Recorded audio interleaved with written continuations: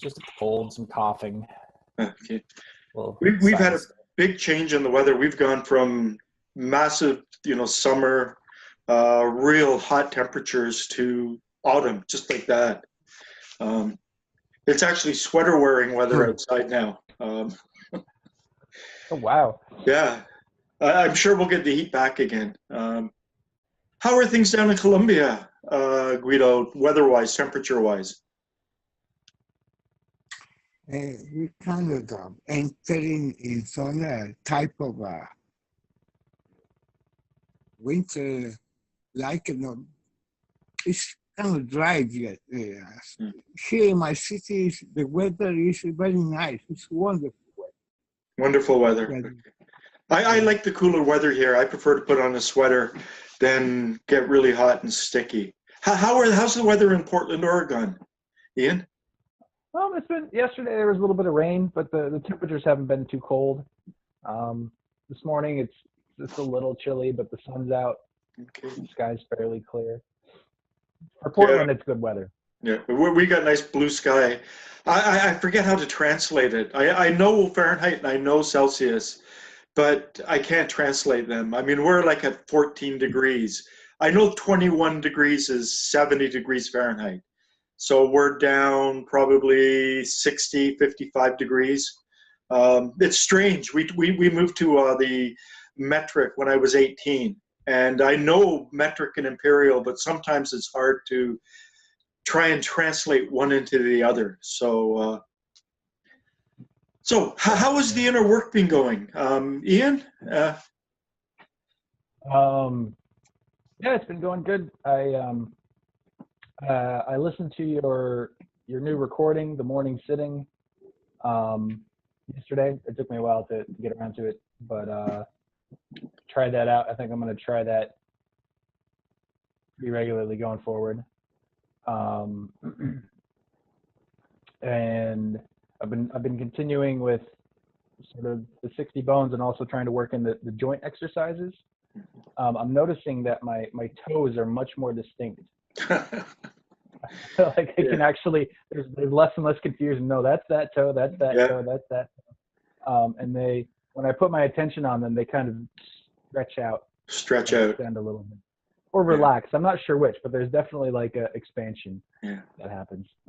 So I think that's a good summary.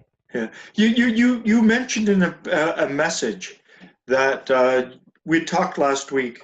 I'm going to post that online today. I just edited it this morning, about how we talked about the moving down, right arm, right leg, left arm, and how circling around has an effect. And you mentioned in a message that you noticed that effect.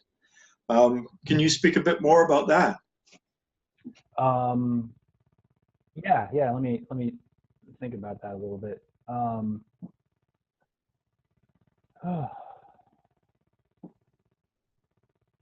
noticed the going around, a few times, 5-10 minutes, something like that. I would notice something kind of shift in the solar plexus. It's hard to put into words exactly, but maybe a slight release of tension or something kind of shifting maybe into place. Kind of felt that way. Well, I mean, William Nyland did say that helps to prepare us to receive a certain kind of higher impressions. So perhaps, and he kind of implied, he didn't quite say, but he kind of implied that it helps to bring our feeling center more together and not be as dispersed. That was implied. It wasn't stated specifically, but that's one of the things that I read in it. So maybe you're becoming aware of that, just bringing it into a greater coherence, a greater sense of unity in the solar plexus area. I'm not sure. I just thought your comment was interesting, how you, by doing it, you notice something. People who are new to the work, who are new to inner work, will not notice these things. They'll be going, what? Huh? but you've been doing inner work, starting with the Buddhist meditations and going on a lot of long retreats and stuff like that in your past. So you're not a newcomer. I have about 10 years of somatic work, like some body-based meditation. Yeah. I've been working in a tradition that focuses on that at the introductory level. So I'm very used to coming back into my body, feeling what's there. Yeah. And so when things start shifting, I'm like, oh, I noticed that. Yeah. That's good. Guido, any comments? Have you been able to do the inner work? It doesn't seem to perceive some changes. Yeah. Like my spirit since last month is changed. Yeah. I'm feeling very excited, very emotional. That's the same day the doctor told me about that he can operate me. My feeling came it explodes, like a volcano in a very emotional way. The doctor said this come. Oops, Guido, he's frozen. Down, Yeah. I'll just mention. I'll just mention for those who are listening, Guido had tongue cancer, had part of his tongue taken out over a year ago, and then it returned. And the cancer is sort of this hard knot right on his artery. Or actually, I think it's this artery. And he was just told on Monday that the surgeon is willing to operate. There's a big problem when you have a cancer sitting right on top of the artery in terms of bleeding. So he's on pretty high doses of morphine and things like that for pain control. But, I'm just curious to see if you've been doing inner work or you've just really been focusing more on your health and are you doing self-sensing? Yes, I'm doing the 60-bone exercise. I like it very much. I had to check it. I had to check out the other exercises. Doesn't seem to be changing. To be a big change, and but slowly I can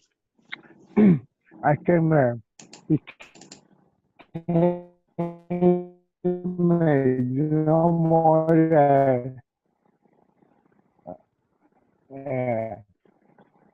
I say it's like addiction. The inner work does that, and the problem is for myself, how often I can do that. How often I can try harder and harder and harder, and that's a big task, I have to accomplish. I'm coming more into the work. Coming more into the work, yeah. Okay, let's begin by doing an inner exercise. And I just posted this inner exercise online this week on my YouTube channel, torontohypnotherapist.com. I should try and make it available, I will make it available as an MP3 as well, so you can download it onto your phone. I'll probably be doing that this week. But it's always good to begin inner exercises just with a general relaxation. To begin in a very relaxed pose. So just kind of breathe in. And as you breathe out, just imagine a wave of relaxation going from your head down to your feet. And then take another deep breath from your abdomen. A nice deep diaphragmatic breath, so your diaphragm goes all the way down. And then as you breathe out again, relax from your head down to your feet. And then take another deep breath in, and as you breathe out, relax again. And then try to pay a little bit of attention to your body and notice if there's any place where there is some tension. And just breathe in and then relax that part as you breathe out. And it's always good to affirm why we are doing inner work. So silently in your minds, just repeat along with me, I do this work for myself. I do this work for humanity. I do this work for the earth herself. And I should just mention an aside, as we work on ourselves, even though we are collecting these higher energies, we're allowing something to settle within us, as our being changes, we affect people around us. And as our being changes, we also affect nature as well. So just again, become aware of your body, aware of your breath, aware of your breathing, and just take some nice breaths and become aware of the journey of the breath inwards through your nose, past your nasal cavity, back of mouth, throat, down into your lungs and back out again. And then we have the special quality called attention. And this is a quality that is wielded by our head brain, by our mind. And so perhaps we can bring our attention to our right shoulder, our right upper arm, our right elbow and the bend inside behind our right elbow, our right lower arm, our right wrist, the palm of our right hand, our right thumb, index finger, middle finger, third finger, baby finger, the top of our right hand, and moving back up our right arm, our right wrist, lower arm, elbow, upper arm, all the way up again to our right shoulder.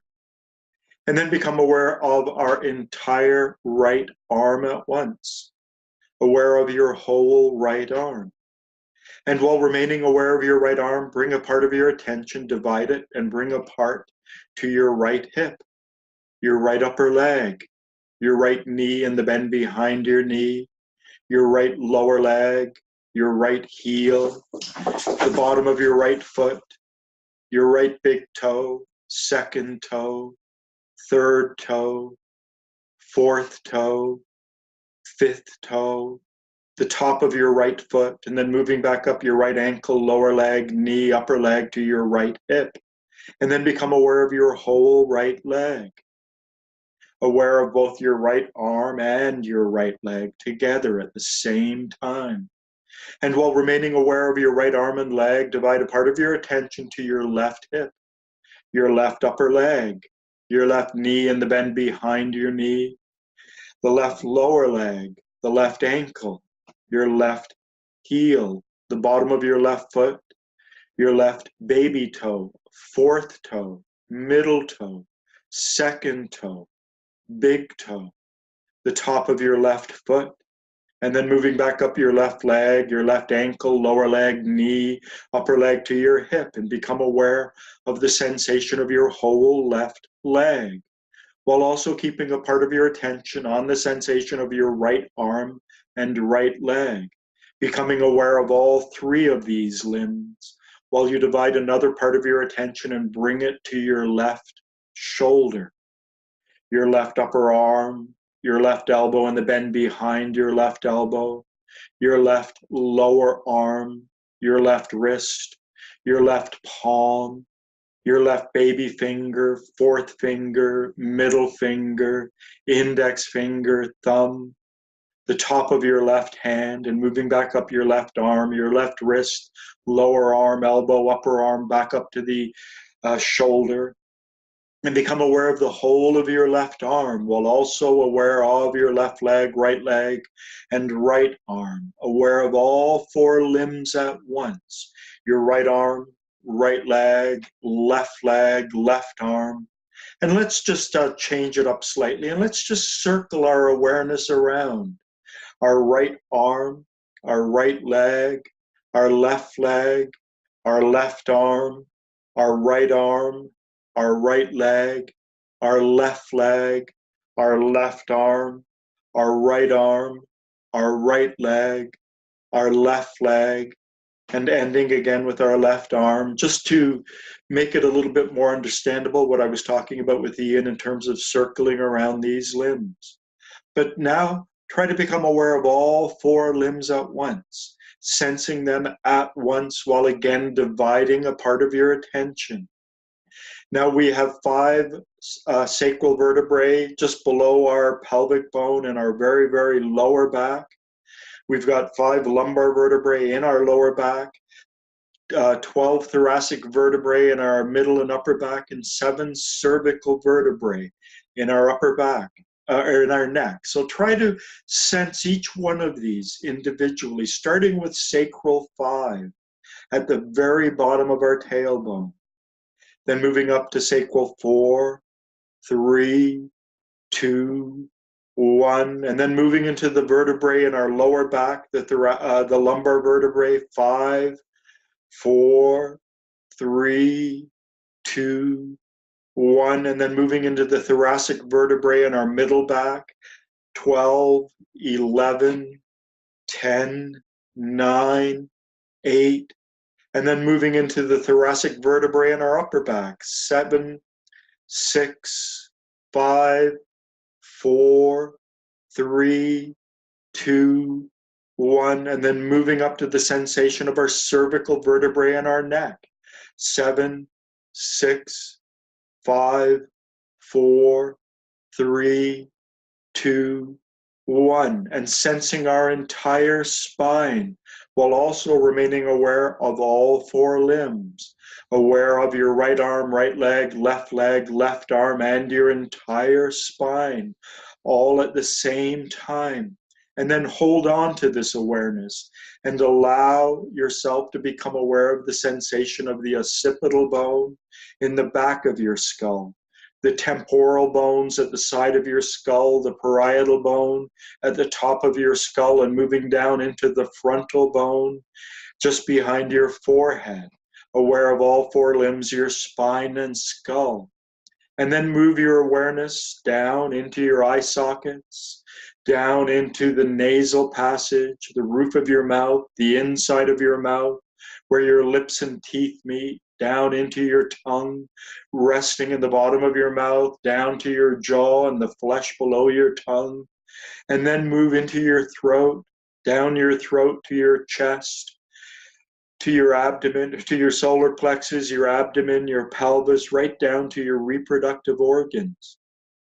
Trying to sense all of these points at once, your 4 limbs, your spine, your skull, down through your mouth, your throat, down your chest, solar plexus, abdomen, pelvis, to your reproductive organs.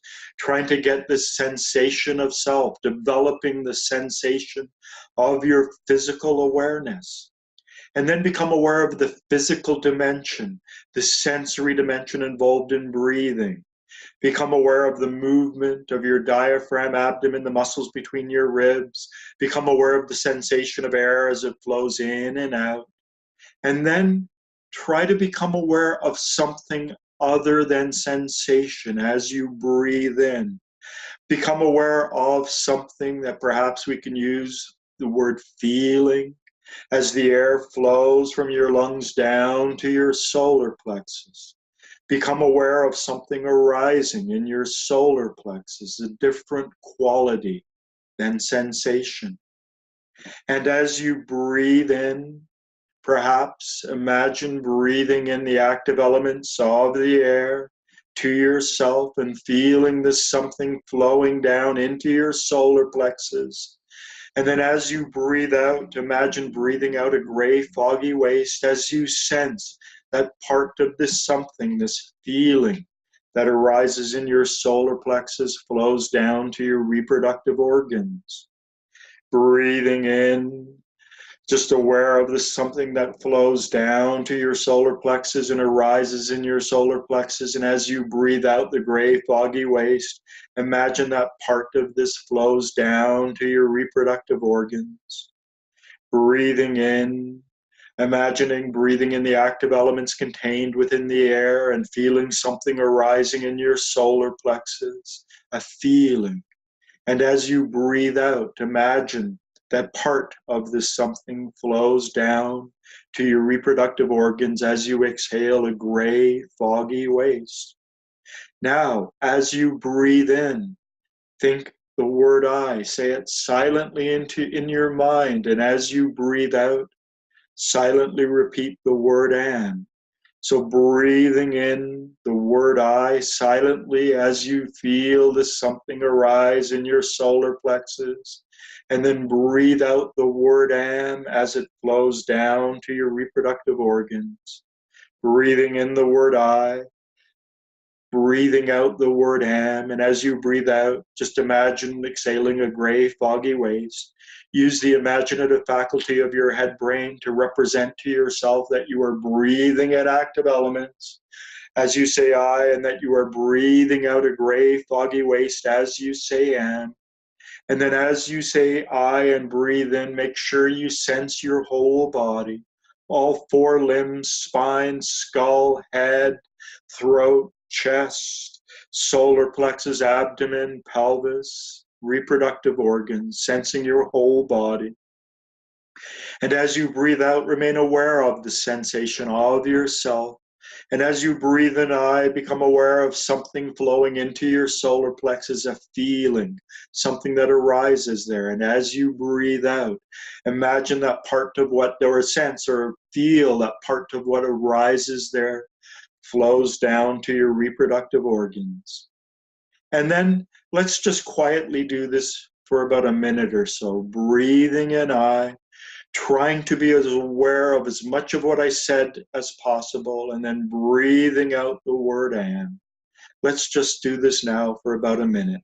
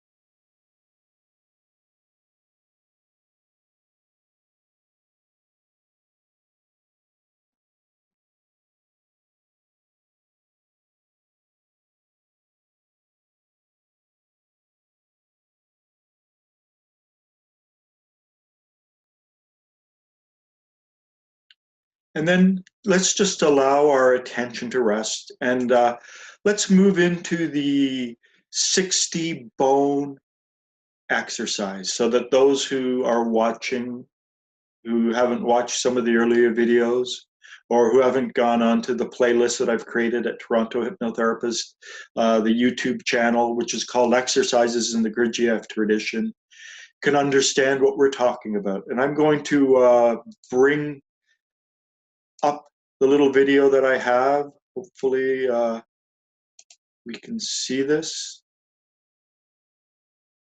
or not. I'm not sure if we can. Can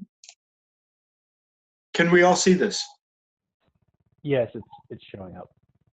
Okay, whoops. Let me get the volume up. So this is the prayer. And it involves our fingers and toes, right hand, left leg, left hand. Wholly affirming, wholly denying, wholly reconciling,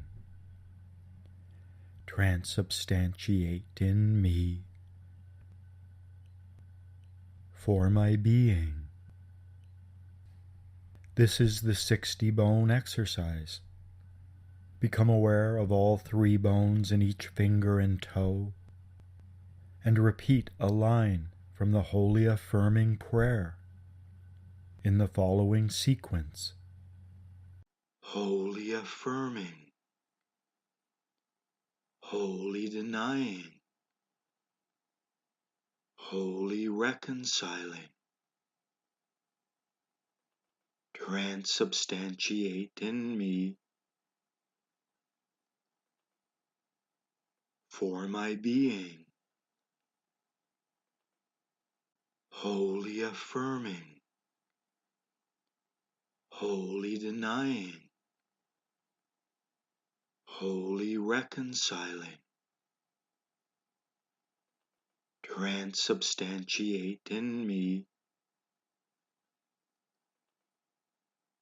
for my being, wholly affirming, wholly denying, wholly reconciling, transubstantiate in me for my being, wholly affirming, wholly denying, wholly reconciling, transubstantiate in me for my being, wholly affirming, wholly denying, wholly reconciling, transubstantiate in me for my being, wholly affirming, wholly denying, wholly reconciling, transubstantiate in me for my being, wholly affirming, wholly denying, wholly reconciling, transubstantiate in me for my being, wholly affirming, wholly denying, wholly reconciling, transubstantiate in me for my being, wholly affirming, wholly denying, wholly reconciling,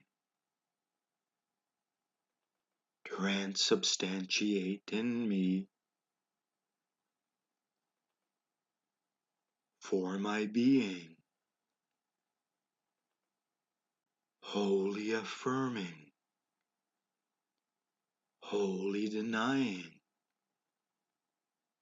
wholly reconciling, transubstantiate in me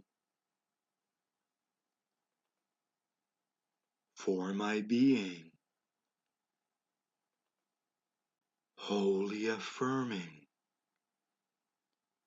wholly denying,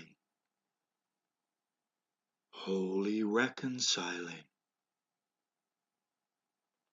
transubstantiate in me for my being, wholly affirming, wholly denying, wholly reconciling, transubstantiate in me for my being.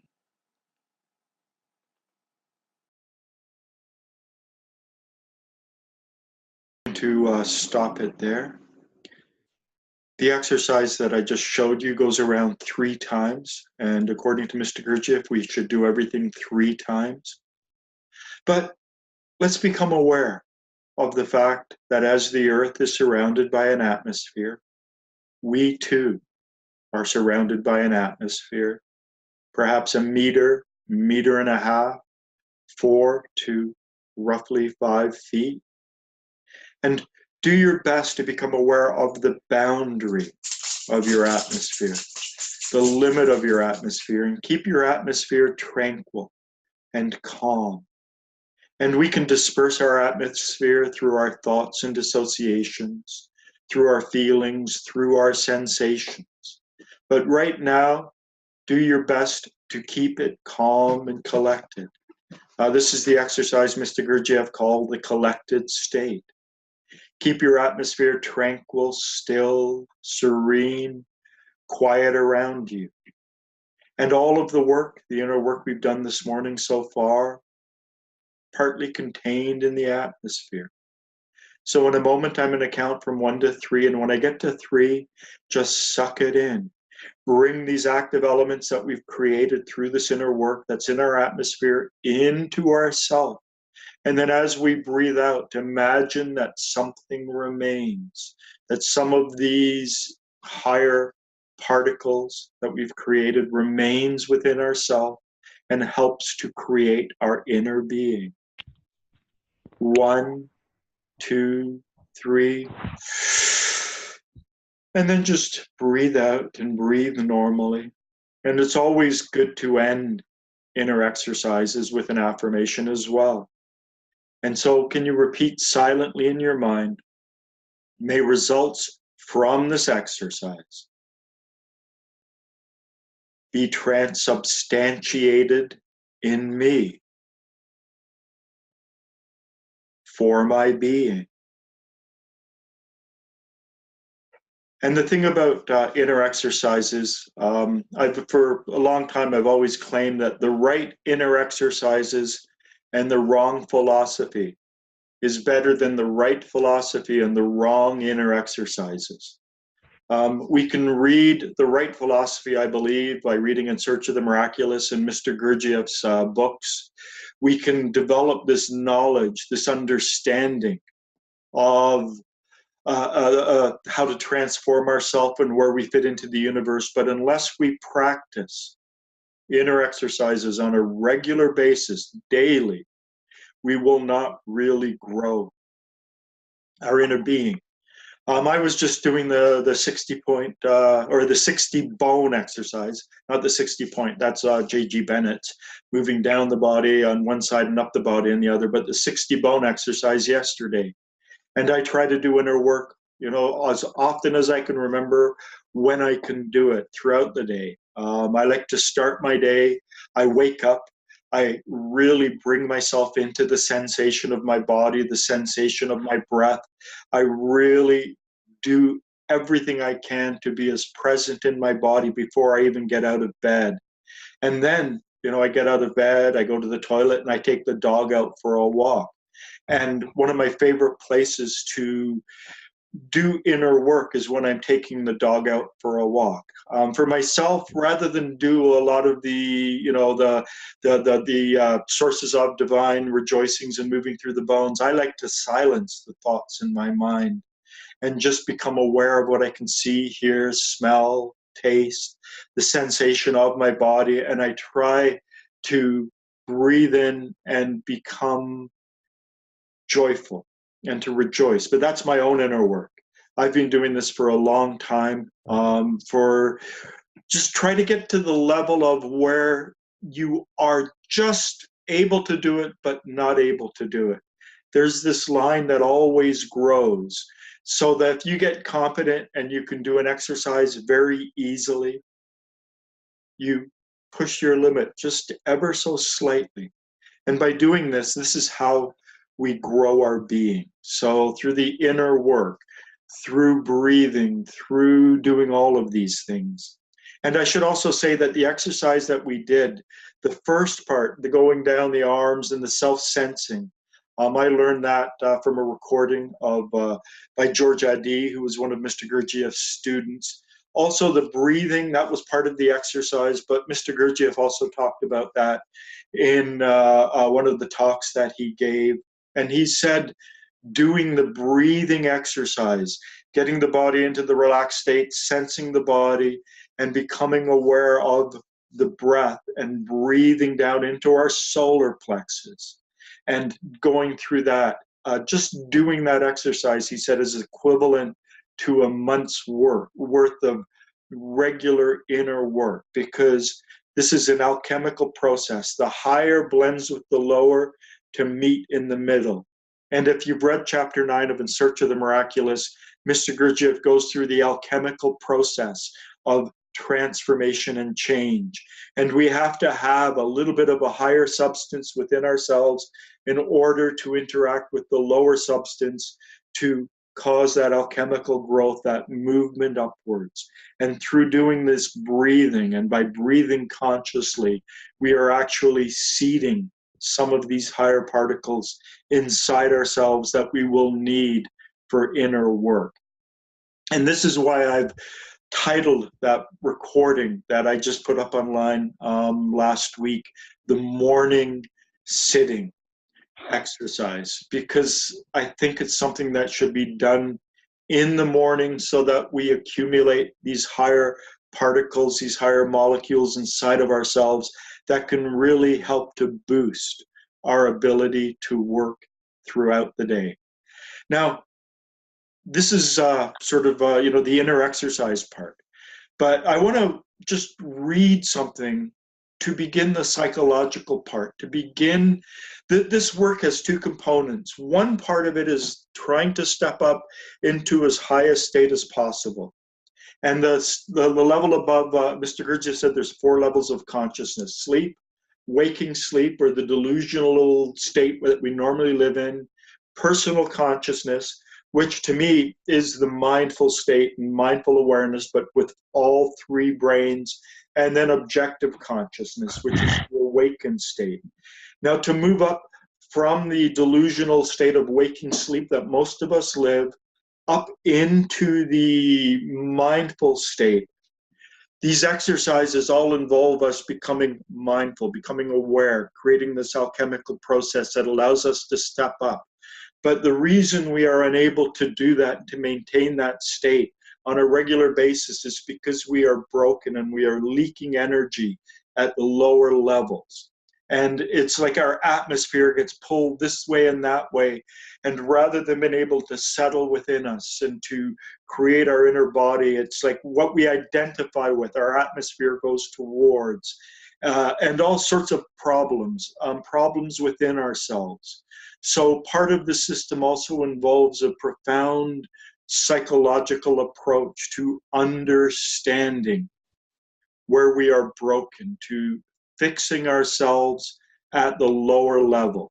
And so I want to bring up something that Fritz Peters wrote. There's a book called My Journey with a Mystic, which is really composed of 2 books. It started out as Boyhood with Gurdjieff, and Fritz Peters was approximately 11 years old when he was kind of dumped at the Prieuré in France and left under the control of Mr. Gurdjieff for a long time as a young boy, with his older brother as well, the 2 of them, and they hung out with the kids. And so he wrote a memoir sort of 30 years later about his boyhood with Gurdjieff, but he also wrote another book. I forget the name of the other book, but it was his reflections on the teachings. And they've been combined together into a book called My Journey with a Mystic. And this comes from the second part, him reflecting back on the teachings. And there is such wisdom, not just in what he's saying in this section, talking about what Mr. Gurdjieff talked about, but there's a real profound wisdom in terms of understanding who we are. Just briefly, it's like we are a stick. And Mr. Gurdjieff said every stick always has 2 ends. And it's like one side of the stick has gotten stuck. And that's who we are, the stuck. And we want to free it, not to go to the other side, but we want freedom.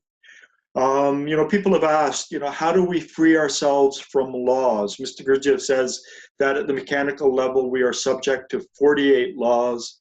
At the mindful level, the level of personal consciousness, the planetary level, we are subject to 24 laws. How do we free ourselves from the laws of the lower level? And one of them is figuring out those stuck points where we are and beginning to develop the opposite quality. So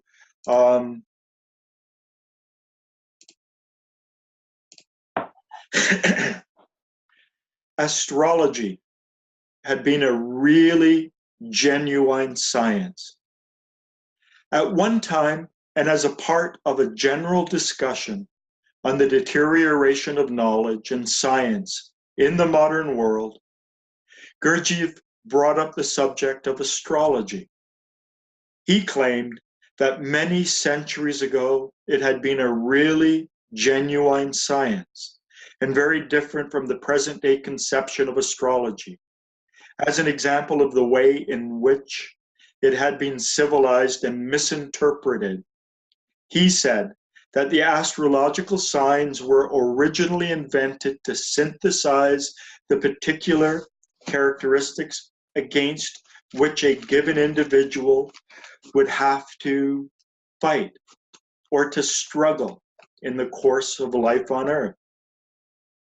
He said that an individual born under the sign and influence of Aries, the ram, should properly remember that the ram was a symbol of the characteristics of his nature against which he should struggle in order to achieve harmony and balance within himself. Scorpio, in this interpretation, the female kills the male when mating has been accomplished, could generally be interpreted as a killing sign. Although he did not mean killing in a physical sense, he went on to point out that Pisces and Gemini were the two obvious dual signs, but that they represented two different kinds of duality. In Pisces, it is warring duality, two fishes tied together, as they are sometimes depicted in old gravings and drawings, but struggling to break the bond between themselves. In other words, Pisceans have to struggle against a self-divisive tendency in their own natures. Gemini, on the contrary, represented a merging duality, and the struggle was against ingrowingness and towards separation. Sagittarius has to struggle against destructiveness, the arrow aimed against the world, and so on. The straightforward, simple method being to find out what your sign symbolized in your mind and relate it to your natural characteristics. Gurdjieff did not discuss all the signs in detail, but suggested that once one could discover for oneself what the sign symbolized or represented in the way of characteristics or compulsions in oneself, then one would have to remind oneself that such a synthesis represented those elements against which one would have to fight throughout life. But what might be called the built-in obstacles in one's own nature that were part of the key to self-perfection or growth, the necessary obstacles standing in the path to self-development. He added that, as was usual in all great ancient sciences, the lesson was never clearly stated, but could only be learned with effort, and that a great part of the problem in astrology was the individual's particular interpretation of the meaning of his sign for himself. Going back to Aries as a convenient example, he said that it was not only that persons born under this sign would have to struggle against their tendency to ram or batter in various circumstances and situations, but it would also depend upon their interpretation of ramming and their personal analysis and understanding of the ways in which this compulsive characteristic was manifested. The sign, in other words, was a key, an indication for all persons born under it. But since each person differed individually, it would be necessary for them to find out for themselves in what particular ways the sign manifested in their individuality. He warned that in particular, individual search and analysis of such characteristics, a clue usually could be found if one was able to observe objectively the characteristics within oneself to which one is inordinately attached. He said that while it is very hard to observe one's personal prejudices and pleasing characteristics with real objectivity, it was nevertheless necessary to do so in order to evaluate oneself correctly. In this, other people could be useful, as through them it was possible to observe the effects upon them of one's own recurring individual manifestations. One way to discover those things within ourselves to which we are attached, which we like, and of which we are proud, although perhaps quite unconsciously, is the frequency of their repetition in outward manifestations, in dealings with others. Such recurrent manifestations could be the first clue to our vanities, which in turn should be interpreted in relation to the characteristics of our astrological sign. In an attempt to give an easily comprehensible hypothetical example, and a very obvious one, he said that if a given individual should observe in his dealings with other people, he manifested a certain persistent, recurring insistence on having his own way, and that such a person turned out to be someone who was born under the sign of Aries, the implication is fairly obvious. Learn how, consciously, not to insist. If a Piscean was also insisting in this sense, the insistence might be interpreted as one-sided insistence. And it might be necessary to learn consciously to insist with the other half of one's nature. If a person born under the sign of Aries can learn not to insist in his dealings with other people, assuming that he has found he does so, he will at least have learned the possibility of not being insistent in his own self-struggles towards growth or development. Any recurring manifestation, any unconscious habit is, of necessity, a form of blindness, in that the repetitive manifestations, by its very operation, prevents conscious activity. In relating this rather general conversation to Gurdjieff's work or his method, I could only conclude personally that it is a fairly clear example of his teaching. Fundamentally, the discussion seemed to me to emphasize the need to produce constant struggle within oneself, which generally was the basis of his method. Anything to keep the pot boiling, anything, including astrology. The simplest guidepost that he gave in this discussion of astrology and the signs of the zodiac was to watch for those things in oneself which one loves, whether they were physical, emotional, or mental manifestations, compulsions, habits, or characteristics. He gave a choice of terms. If you loved your hands as a physical feature, this was a clue of a kind, something to do with the use or function of your hands. If you loved or cherished your propensity for eloquence, this was another clue. If you loved or were proud of the fact that you were always honest, another clue, and so on. Not much in the way of answers, but as he admonished repeatedly, there are no answers except the ones that one finds for oneself. Fritz Peters, My Journey with a Mystic. And I should say I have a PDF copy that's downloadable, but it's on my website, torontogurdjieff.com. That's all one word, torontogurdjieff.com. And there's a page, I forget what I call it, resource. And this book is available. You can easily download it. Now I'm a Libran. Balance. I remember how proud I was when I was in my early 20s and two close friends of mine had this real blow up and they became mortal enemies. And they told their friends, you can be friends with me or you can be friends with him. And they both said that. And so a group of people slowly, well, I like you or I like you. And I refused to do that. And they tolerated me. I had this ability to bring people together. I had this, the balance, the Libran quality.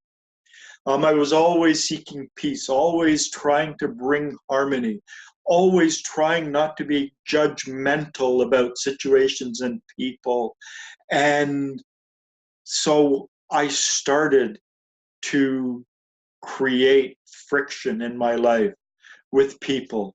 When I first came back to Canada, I couldn't get a job. I was really broken at that point. This is going back to 2002. I ended up getting a job as a security guard for a few years. And at one point, I went to war against one of my supervisors. And people would come to me and say, he did this to me, and then I would confront him. And I did this as a deliberate, conscious act. It felt so uncomfortable inside me. I was the peacemaker. I was the one who always brought people together. And here I was, trying to create friction, trying to create problems. What I was really trying to do was to unfree this. So I had that flexibility. The Myers-Briggs personality test. It's just recently been in the news a lot because a lady wrote a book about it, and it's coming up to an anniversary of when it was developed. It's these binary characteristics, so introverted, extroverted, perceiving versus judgmental, intuitive versus thinking. I forget that, and the perceiving versus judging, intuitive versus feeling, introvert versus extrovert. I kind of missing one. I first did this test when I was taking a course, a graduate course in the Department of Religion. Actually, it was at the University of Ottawa, given by a professor by the name of Kazmierski, and it was in his office. It was a small group. There were only 6 of us.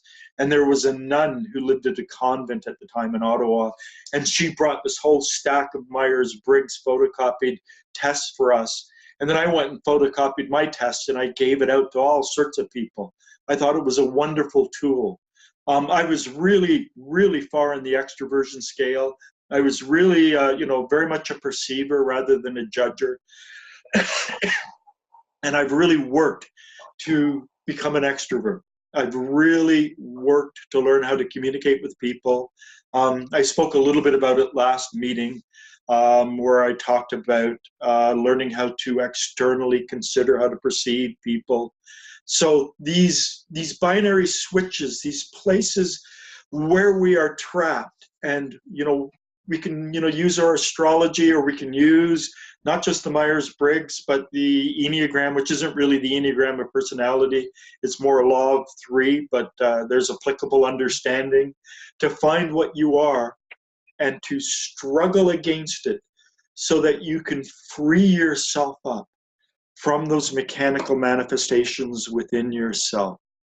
So to use astrology, to use the Myers-Briggs, to use personality tests, not to say who we are. Well, I'm this, I'm an INFP or whatever it is, but to realize that these binaries, these different things can give us something to struggle against.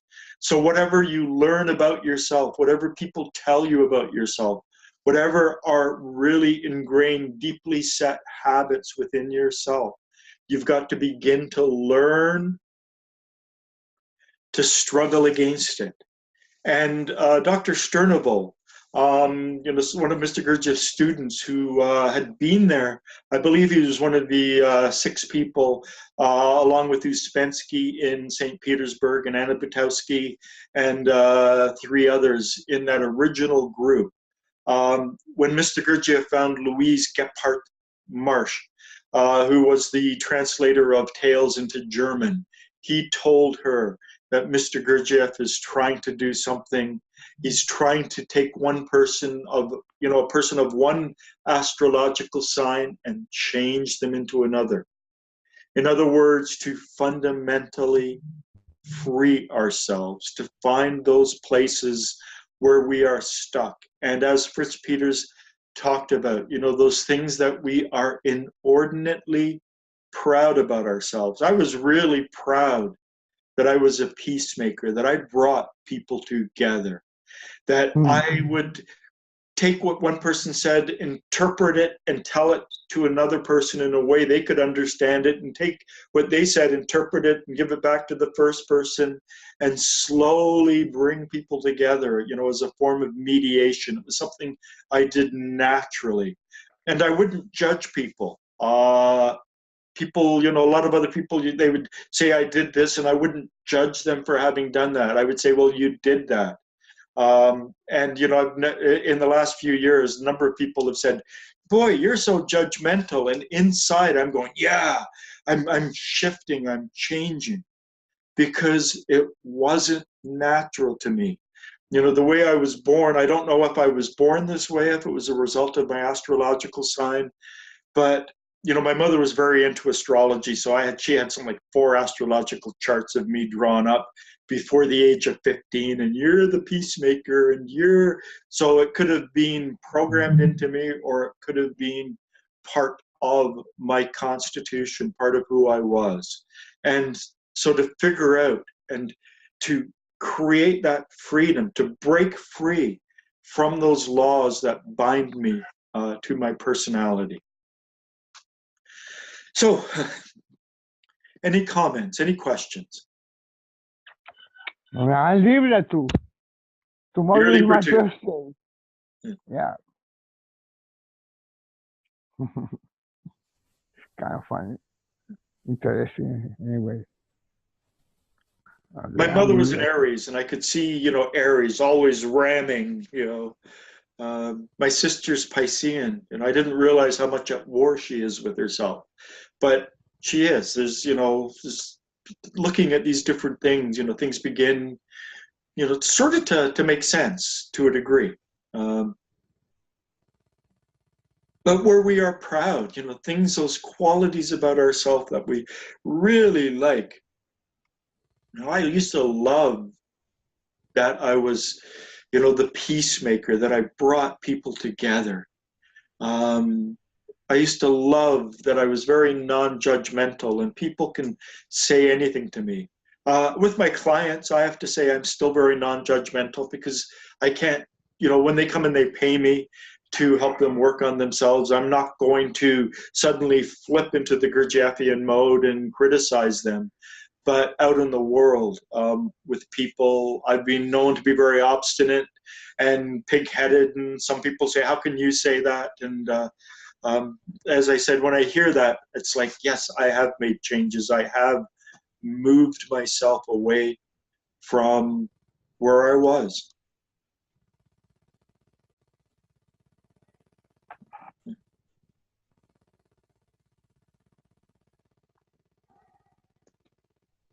Comments, questions? I've been into astrology since a very early stage of my life too.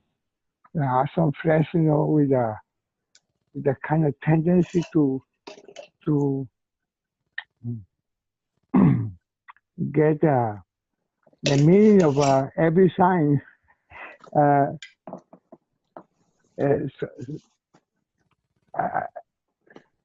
and have some books too, but you know the propaganda that is around the newspapers and everything just is denying the possibility for the people to really know the what Gurdjieff discovered, that what you discovered too, you know, since your mother was really been into astrology.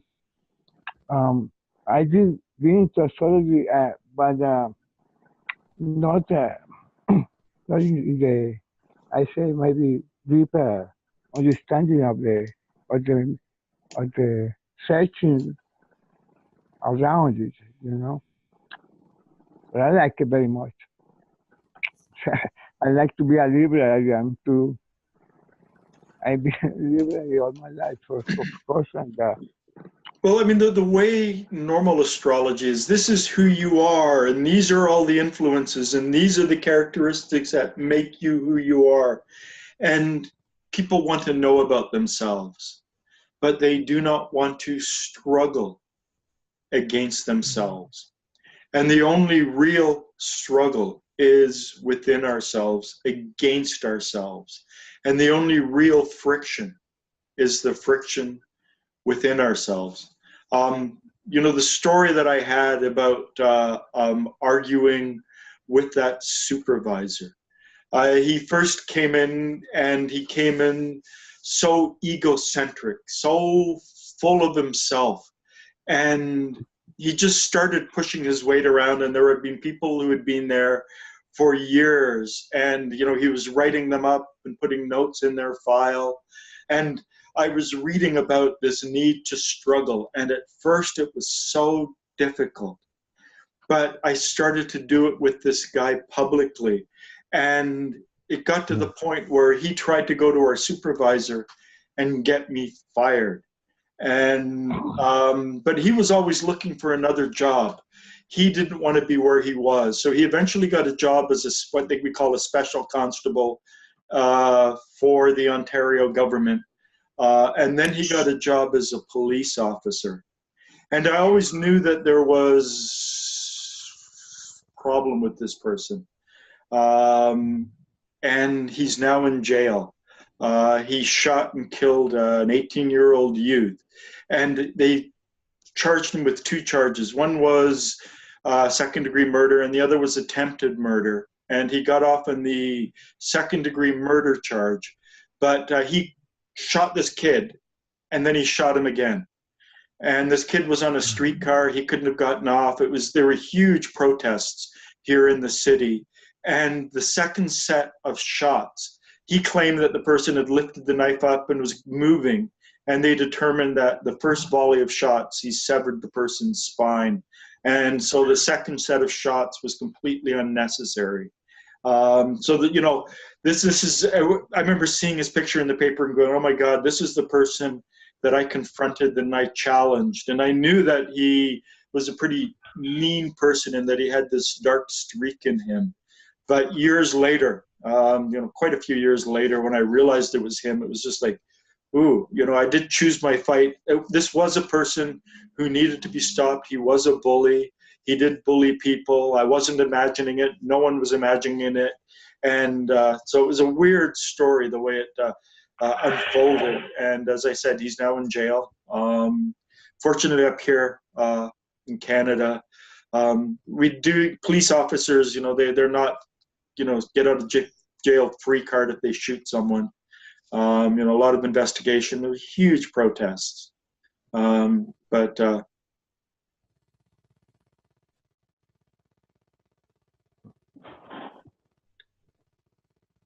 I always had this fear that at some point I'd be driving in the middle of the night, and if I pulled over and he'd be there look at my license and go, I recognize you. But that'll never happen now. Where are you stuck, Ian? Do you know where you're stuck in your personality, your quality about yourself that you could work against? I don't know. This is why I've been kind of quiet here. I mean, I'm a Virgo, and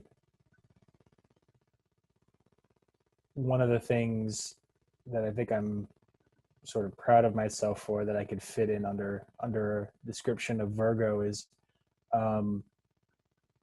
sort of prudish or disinterested in sex, or like, you know, no. I don't have sexual needs. I'm this pure little, you know, I don't know, something like that. And the ways to struggle with that are rather confronting. And I guess that's kind of the point. But also being in a relationship, I don't know. It's something I've been working through with some personal stuff for a long time now. So it's a little hard to talk about in this kind of a forum. Yeah. I don't want us to get too personal. Yeah. But it's something. I mean, on the one hand, you know, it's challenging and it's hard for me, but on the other hand, it's something that I feel like I've been trying to address for several years now. So even if there's no results, there's still some kind of a struggle happening. So that, I don't know. There's the friction there. Yeah. Yeah, there's some friction for sure. Just very slow and grindy. Yeah. Have any of you either done the Myers-Briggs? I know that when I did it back in the 80s, I was an extreme introvert. And then I did it a couple of years ago. And actually the one online that I did a couple of years ago gave percentages. So, you know, you're 100% introvert to 100% extrovert, and where along the continuum you fall. And when I did it, I actually fell, you know, just not a huge part, but a little bit on the inside of the extroverted side. And I know that inwardly, I really am still an introvert. I love my private time. I love being alone. I love quiet time. But I no longer have the real problems that I had in terms of speaking with people. You know, I was a real extreme introvert up until my 30s. I went to Carleton University. I spent 3 years at Carleton University in Ottawa. And the only friend I made was my professor of Hinduism. That's how much of an introvert I was. And at some point, this was, you know, sometime in the last 7 or 8 years, I realized that my introversion, and I've come across this with a lot of clients who are also introverts, my introversion was actually a product of my ego. And it was sustained and maintained by my ego. Now, we are very mistaken when we think of the ego as this lunging, lusting part and me, and the ego is actually a very protective mechanism. Mr. Gurdjieff told C.S. Knott that, you know, for a normal person, for someone who is not on the path, the ego is indispensable. It's a protective mechanism. Within the Gurdjieff teachings, he goes on a lot about, you know, Monsieur self-love and Madame vanity, as if they are these horrible things. But to C.S. Knott, he described that for a normal person, they are sentinels. They are protective qualities. So our ego protects us from being abused and used by the world. So our ego doesn't necessarily manifest itself as in grasping and greedy as we normally think of the ego. There are very protective parts of the ego. And somewhere along the way, I developed extreme social anxiety. And part of that was, you know, my introversion, but I didn't want to embarrass myself in public. I remember once, I think I've talked about this, if not here, I've talked about it quite a few places. When my daughters came over when I was living with my brother, they said, "Dad, can we dye our hair?" Because their stepfather wouldn't let them dye their hair in his place because you can create a big mess with all the chemicals. And I went, yeah. And I ended up having this new shirt that got bleached on the it was a t-shirt, really nice one, bleached on the upper arm. And then I was on the subway once and I realized I was wearing the shirt and I felt mortified because I had this bleach on his shirt. And, you know, that was ridiculous. So I went out of my way to wear real crappy clothes. I remember once having to go and meet a lawyer, and I wore the jacket I wore and the shirt I wore and everything I wore, I deliberately wore just because it made me squirm inside. I wanted to, you know, rather than presenting such a good, noble, it created such a conflict within me because I didn't want to be embarrassed. My ego kept me restrained. I once let myself, I knew I wasn't going to hurt myself, but I just felt myself slipping, and I let myself slip down some stairs to the subway just to realize that the world wasn't going to come to an end. That so what? People would notice me and then they would go on their day, and so what? Or drop a cup of coffee accidentally in a coffee shop. So what? You can't quite see it here. I've got this green wall that I just showed you.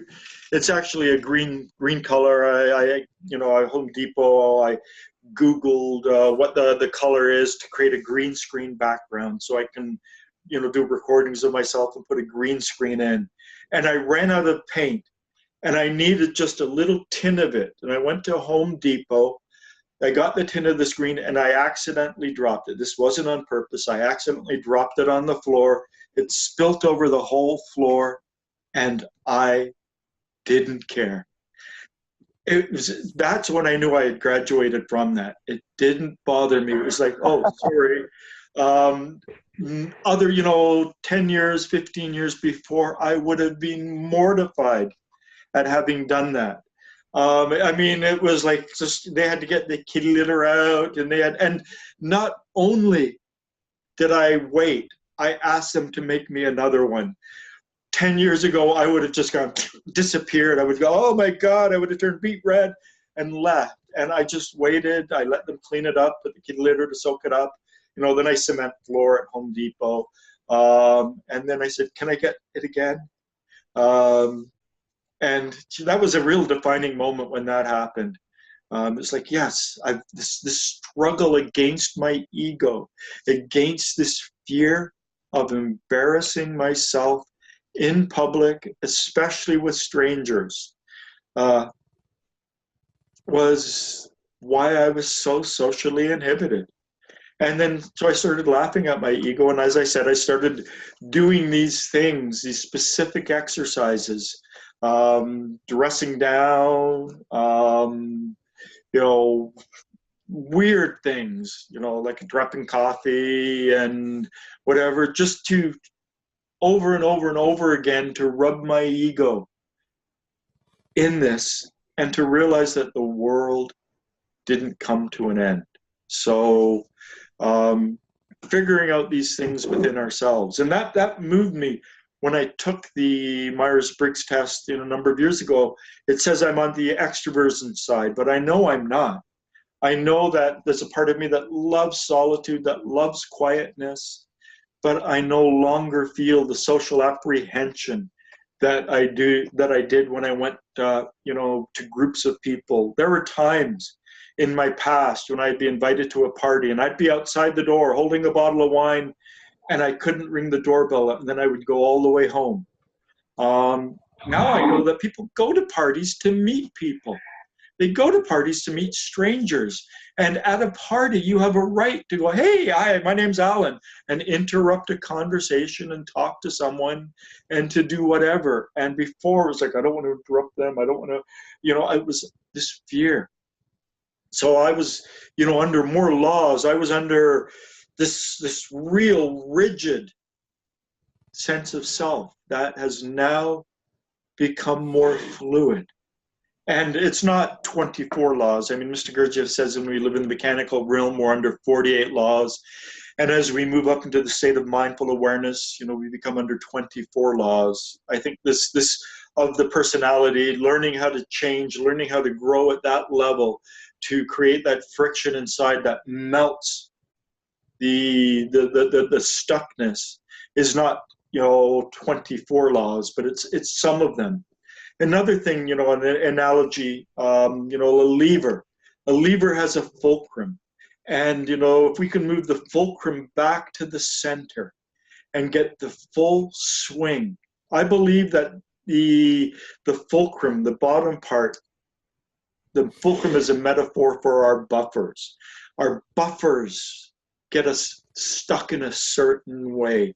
And through friction, through the struggle against ourselves, with ourselves, we are able to move that fulcrum back to the center to reduce the power of our buffers. And a buffer, as defined by Mr. Gurdjieff, is a mechanical contrivance, but it's not consciously created.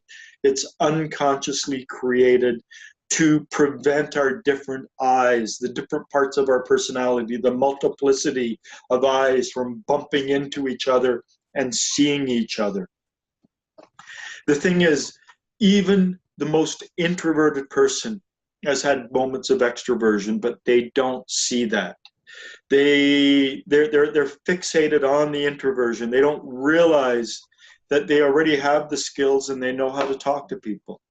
I used to consider myself the most introverted person in the world, but I have a lot of clients who come and they're suffering from social anxiety, and they now claim to be the most introverted person in the world. And I go, wow, that's interesting. So you can't talk to your mother? Oh, no, she's my mother, I can talk to her. Oh, so you can't talk to your best friend? Oh, no, I can talk to my best friends. They're only introverted in social situations, and they're only introverted when it comes to strangers. I could always talk, and I could always connect with people, and I could make those connections once I got to know them and once we became friends. It was the people that I wasn't friends with. When I mentioned parties, if I knew over half of the people in the party, I was okay. I could go into the party and I could have a good time. If I knew less than half the people, if I only knew the hosts, my anxiety levels would skyrocket. But I could talk to my mother, I could talk to my brother, I could talk to my family, I could talk to my friends. So in one respect, I knew how to talk, I knew how to communicate with people, but I had this extreme barrier in me when it came to strangers and people I didn't know and the world in general. So it wasn't that I had to learn new skills, it's that I had to free up myself so that I wasn't stuck in that one place all the time, and that I could go to a meetup group and talk to people, and I can go to different places and talk to people and quite enjoy myself now without experiencing that social anxiety that I used to experience. There's a lot of things going around on the internet where people talk about introversion as if it's a wonderful characteristic. But they're really broken, and it's really a result of social anxiety. Think of ourselves, our ancestors. You're born, your mother's suckling you in this tribe, and then she has to do something. She gives you to another woman who suckles you, who gives you to another woman who suckles you. And 150 people was about the maximum size a tribe got to. You would know everyone in the tribe. Where would the social anxiety be in our natural tribal setting that our ancestors lived in for 200,000 years of our history? It's only with the development of cities and larger populations and things like that, that introversion and extroversion has actually become a problem. And somehow people in early childhood, or perhaps they're born that way, they're stuck in the one position. Now, if you're an extrovert and you talk to people everywhere, you should perhaps try to spend a day alone. Extroverts hate spending time by themselves. They hate sitting quietly. They hate having to just be with themselves. So if you're an extrovert, try to live like an introvert for a while. Try to see if you can move that lever in the other way, the joy that an introvert takes in being alone, be by themselves. to develop that ability to just be okay when there's no one around. You don't have to text everyone. You don't have to message them. You don't have to phone them. You just sit quietly and get to know yourself. They say, through the Myers-Briggs personality test, they determine that it's almost like Mendelian genetics, that 75% of the population are extroverts and 25% are introverts. So if you're an extrovert, try to be an introvert. If you're an introvert, try to be an extrovert. If you're a Libran and you're into balance and harmony and peace, try to create a bit of friction with people. As you know, First Peter's quoted, if you're an Aries and you like ramming things, figure out what it is you like ramming and then try to do the opposite.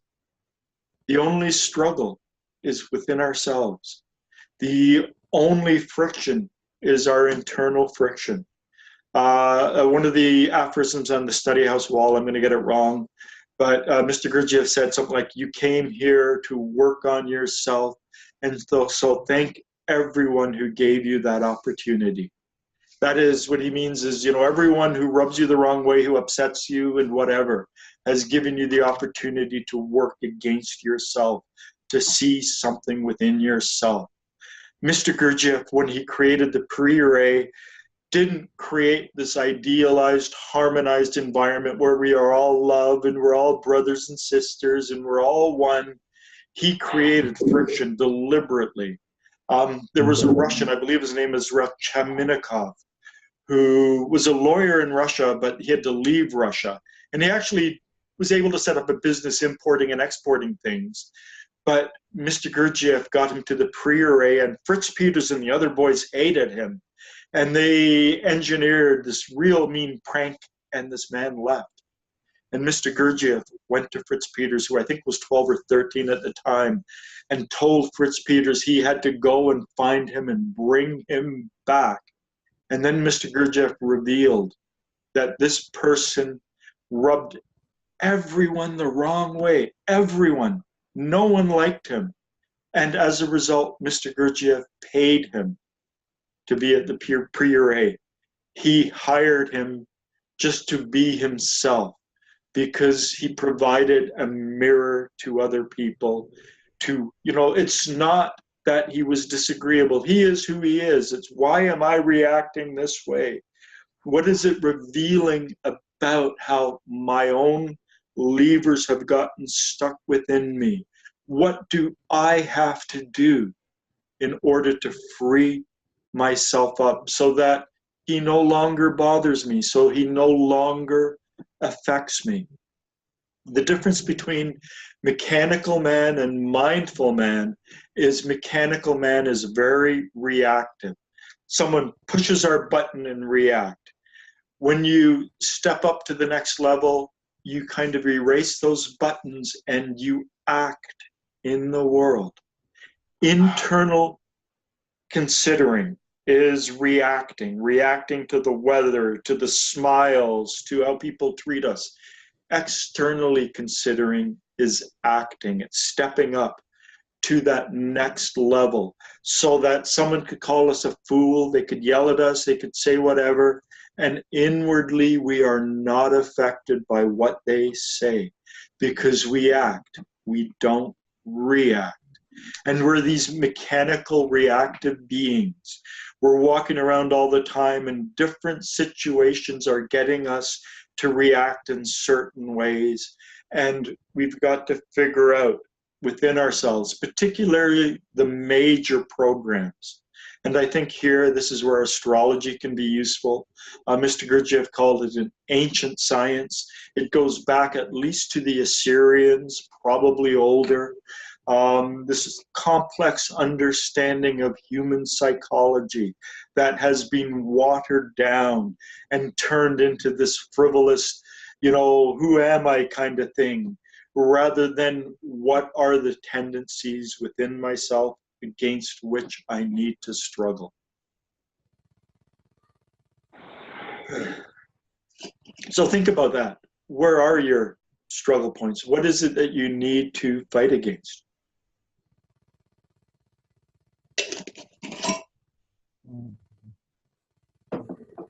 Yeah. Something you said about internal versus external considering. I notice I have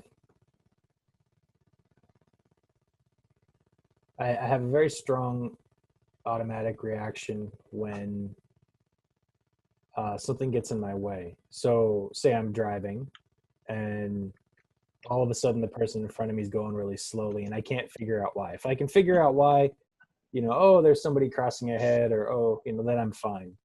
But if I can't figure it out, I get really upset.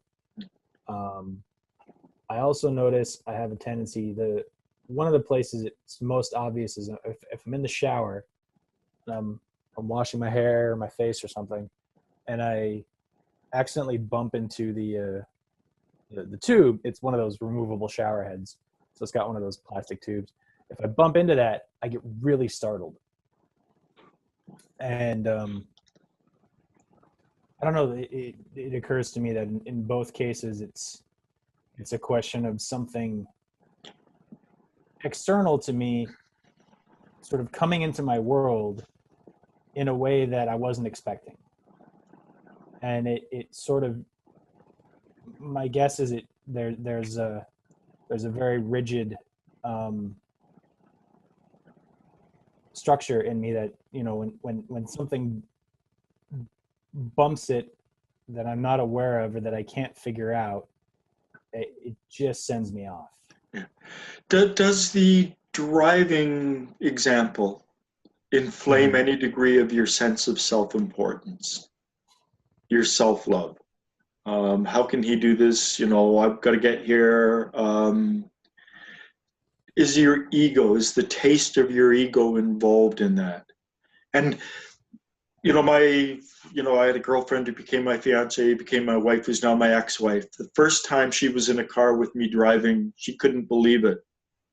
I was Mr. Hyde. And I used to have this, personality that manifested, and it took me a lot to work against that, but it was my ego.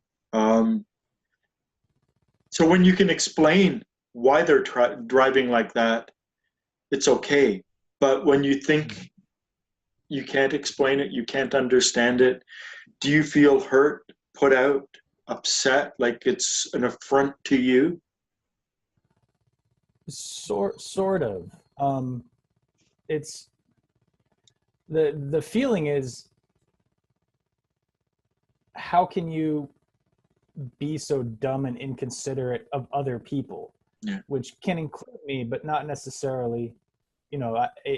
I'll be just as bothered if I see somebody like walking across the road really slowly and somebody's trying to turn right. Yeah. That person crossing the road's blocking all the traffic. I'm going straight through, so it's not inconveniencing me, but they're being kind of dumb. At least that's the story I'm telling myself. And I think that's where the irritation comes from. Yeah. Look for the taste of your ego. That me, the subjectivizing. The ego is not what what's generally portrayed in the West. It's much more subtle, much more refined, but it comes back to me. There's some kind of a sense of, even though it may not be affecting you, you've got these roles and everything. You've been in that position where you've been the one trying to turn left or whatever, and it has affected you.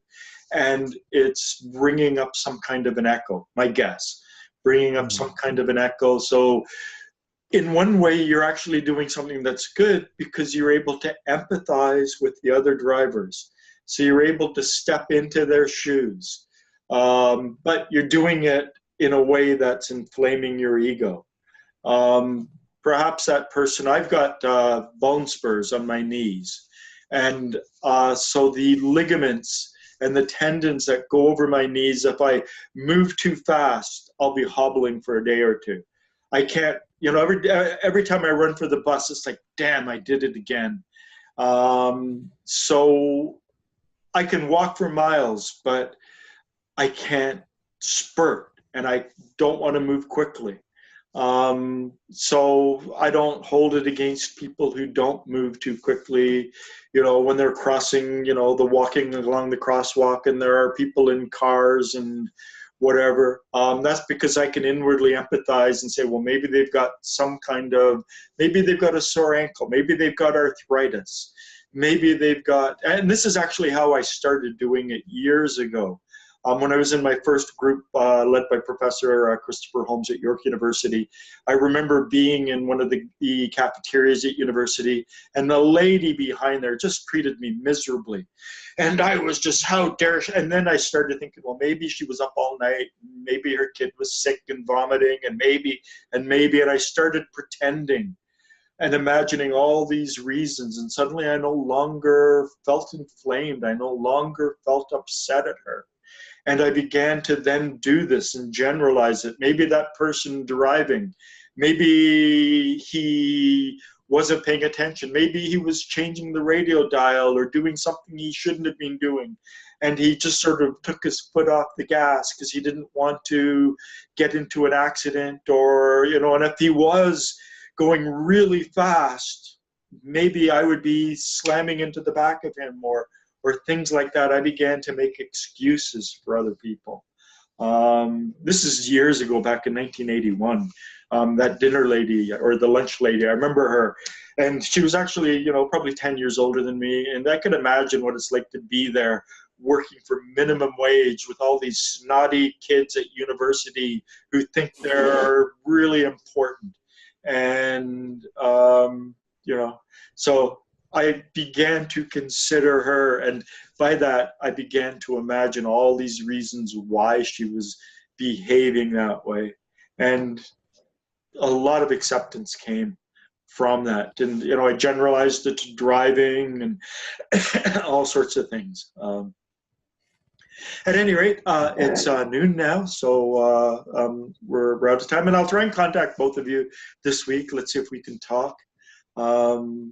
So thank you. Take care, and be well. Okay, guys. Thanks, Alan. Have a nice day.